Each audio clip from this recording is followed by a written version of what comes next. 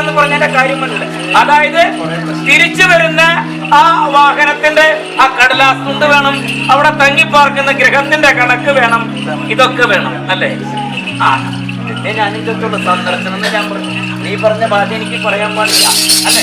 100 നൂലാമാലകളാക്കിയില്ലേ? ഇപ്പൊ അങ്ങനെ ഓടിക്കടന്ന് ചെല്ലാൻ പറ്റില്ല.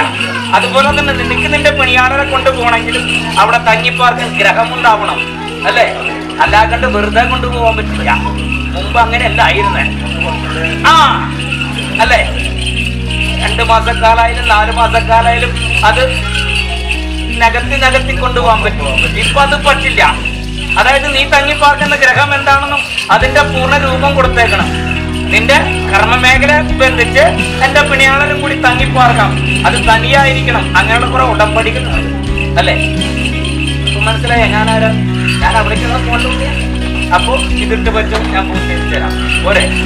നീ ആ മേഖല ഒന്ന് എഴുതി കൊടുത്തേക്കണം. ഇനി വരുമ്പോ ഇടാ പണിയാളരോട് പറഞ്ഞ 2 പേരുടെ പേരിൽ കർമ്മം തന്നേക്കാം. നീ അവിടെ തങ്ങിപ്പാർക്കുന്ന ഇല്ലത്തിന്റെ പേര്, നീ ആ ഇല്ല് വേല ചെയ്യുന്ന ആ വേലയുടെ സമ്പ്രദായം, അതിന്റെ സ്ഥാപനത്തിന്റെ പേര്, നിന്റെ നാമോദയ നക്ഷത്രം, പിണിയാളരുടെ എല്ലാ പൂർണ്ണരൂപം എഴുതി കൊടുത്തേക്കണം. മനസ്സിലാവണ്ട?